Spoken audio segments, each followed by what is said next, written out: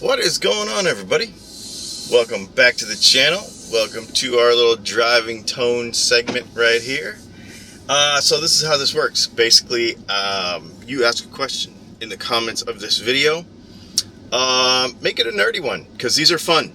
And basically what I do is, on my way to an errand or such, I will answer it while we drive in the car. And I've got one right here. Let me stop and we'll ask this question. I just pulled over, dropped Leslie off at the airport. So I just pulled over to set up the camera, hit record, and ask this question. Question by Austin in Barber 4078. Does the voltage begin at the input jack or the pickup? Am I to understand right that the pickup alters the provided voltages or creates the voltage by the vibration? So this is on our video about how pickups work. I love this question, and here's why. As ubiquitous as electric guitar pickups are, people still don't understand them. And I think that's really cool that you're asking, and I appreciate that. There's a lot of assumptions made about how electric guitars work that are incorrect. So, here's the thing. It's not an input jack. Let's get that right out of the way first. And then what we're going to do is we're going to talk about signal flow from the guitar. And the reason it's important to understand it is because it will affect all of your choices downstream once you actually understand this. Okay? And many of you might already understand. I don't want to talk down to anybody or anything like that. I mean, just he asked the question, so we're going to answer it. But many of you may already know some of this stuff. It might be fairly elementary, but that's why we do these videos, right? So, okay. Signal flow in the guitar. The guitar strings. You pick the string. Sorry. I'll probably throw an edit in there. I don't normally do that, but obviously paying attention to driving is more important. So, and we had to manage some traffic and etc. Okay, so the tone starts with your hand plucking the string. Puts a transverse wave through the string, like think CrossFit ropes if you're into that religion, or think old school breakdancing through, the wave through the arm, okay? Or the wave at a sporting event. Transverse wave. So it travels from one end of the string to the other, back and forth between the nut and the saddle.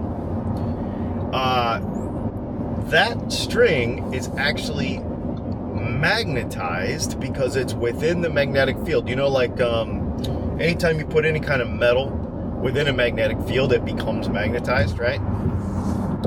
And so it becomes magnetized while it's within the magnetic field, and as it moves back and forth, it creates inductance within the coil, which basically every time the string moves back and forth like this, or however, moves back and forth, it actually creates a voltage that goes this way, then this way, then this way, then this way, an AC current, AC voltage inside the pickup. There is no voltage, there is no signal, there is no electric guitar, there is no tone, there is no sound, there is no anything until that string moves within that magnetic field.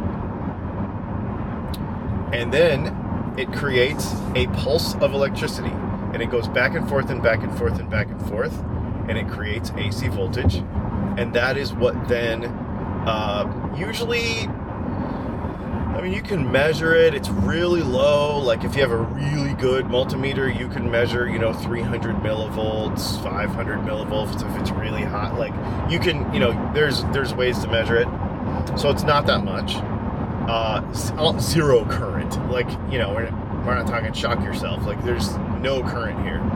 But, not no. It exists, but it's almost immeasurably low.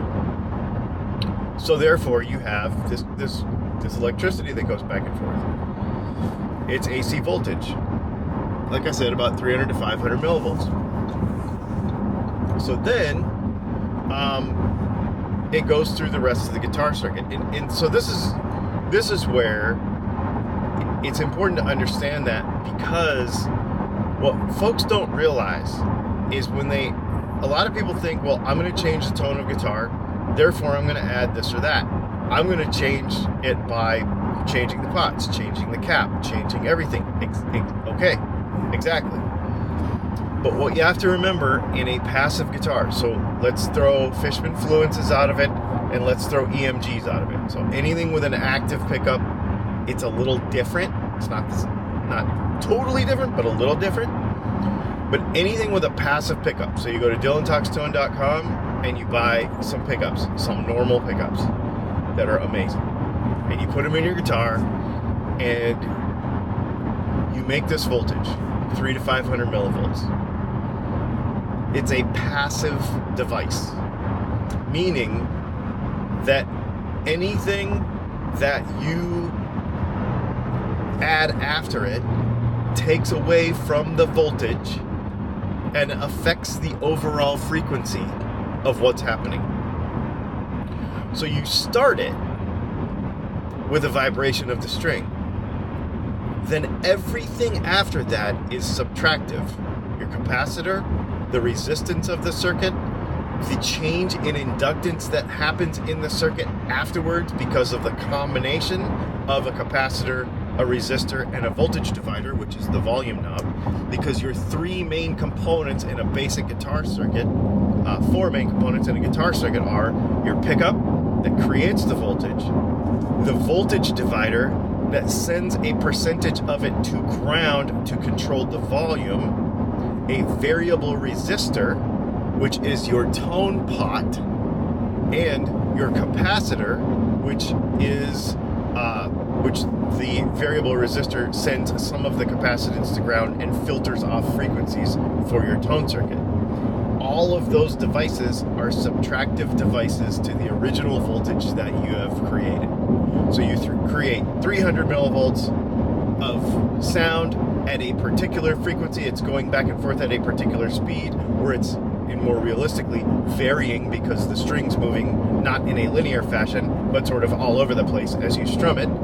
And so the pickup is doing its best to capture or to basically turn that varying moving string all over the place into voltage. And then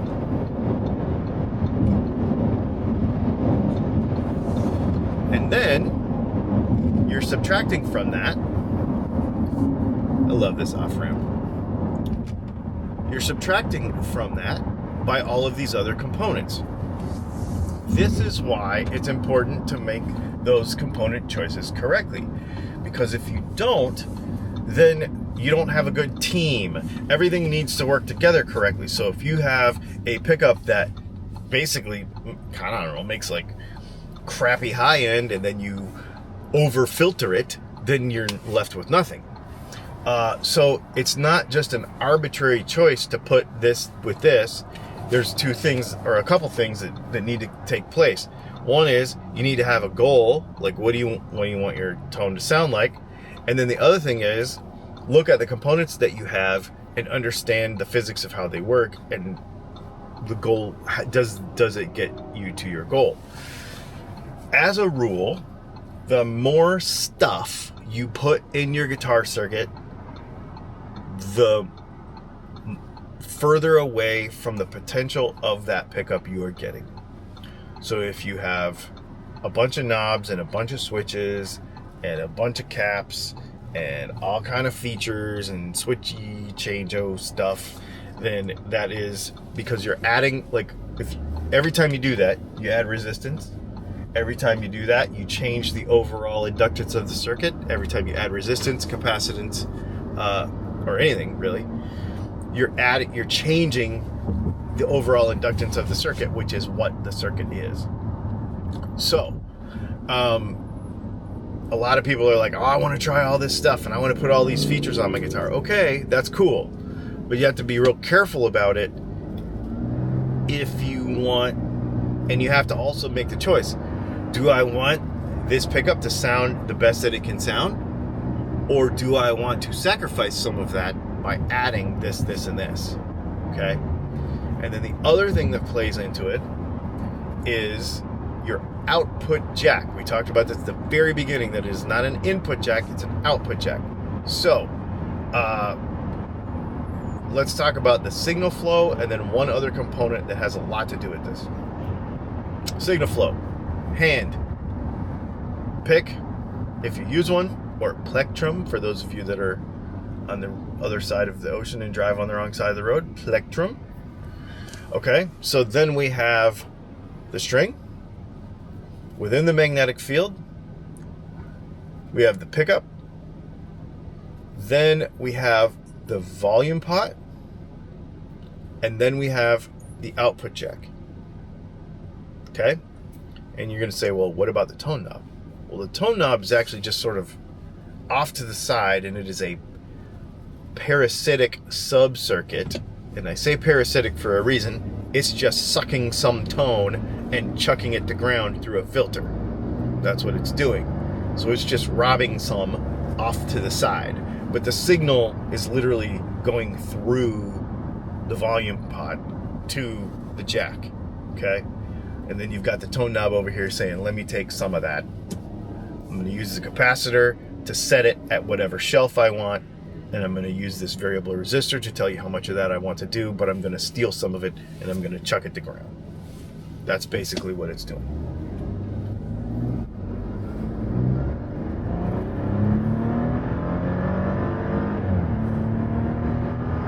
Also, it's like 63 degrees today, and the density altitude for a forced induction engine is pretty nice today. After having 95 or 100 degree temperatures for the last 3 months, a 60 degree morning is real nice when you drive a turbo car. Okay, then it goes to the output jack, and then it goes to the guitar cable. Then it goes to the amplifier if you have, that's your first thing. Or it might go to a tuner, it might go to whatever. But one of the things that you need to remember is, since we're talking parasites here, stealing tone from the original voltage, the cable is part of it. This is why we advocate for using a very high quality cable, because that becomes basically a 15-foot capacitor. And that's a whole nother video. If you want to get into that, that's a whole nother video, but it becomes a 15-foot capacitor. And because you've not amplified anything yet, you've gone pickup, volume pot, output jack, cable, you're still sucking signal. It's still going away. And then it gets to your first preamp, which might be a buffer in your tuner. And then now we're starting to make it bigger, right? But until you make it bigger the first time with a buffered tuner, with some other buffered input like a boost, something like that, or the guitar amp itself, you're always stealing some signal in a passive guitar. So that's the deal. That's the signal chain. And that is also why, like I said, it's important to make those decisions. So we have, of course we have a bunch of videos on this channel about what pots to put with what pickups, and I don't ever make rules for that. There's going to be a lot of people that are going to be like, oh, you just 250s for single coils and 500s for, for humbuckers. Okay, yes, in a perfect world, but the world's not perfect. You can play around with that a little bit, and you can use that to kind of tune what you want. Oh, you just put a 22 with a Strat, a capacitor with a Strat, and this capacitor goes with a humbucker? Okay, yeah, okay. But if you put a little more thought into it, you can hit goals a little bit better. So, when you hit the little chat on our website when you're buying pickups and pots and caps and stuff, because we have all that, you can hit the little chat and be like, this is the combination that I'm using. Should I use it? I'm like, okay, if this is your goal, then that's what I would do. If not, this is what I would do instead. And we try to help people with that because it's important. If you put the wrong stuff in there, you're going to end off way in left field. And just because you read it in a forum somewhere, because that's what everybody does, doesn't necessarily mean that it's actually going to work. So here you go. Signal chain. Hand, plectrum, string, pickup, volume pot, output jack, tone pot stealing a little off the side. If you have a nerdy guitar question that you want answered, put it in the comments of this video and we will answer it. These are fun. I like doing them. Somebody asked last week, do you actually go on an errand or do you just run around? Yes, I do, because somebody was like, it just looks like you just drove around the grocery store parking lot and left. I did actually, and the reason is because I wasn't done with the video yet, and I had to extend my drive a little bit because everything's kind of close around here. It just so happens today that I went to the airport, it's a little further away. So, there you go. Thanks for hanging out. Make sure you like and subscribe. And I forgot my lavalier mic too, so for all you jokers that get in the comments, well, it's too noisy. Like, just grow a pair and relax. It's good information. Thanks for hanging out. We'll see you later.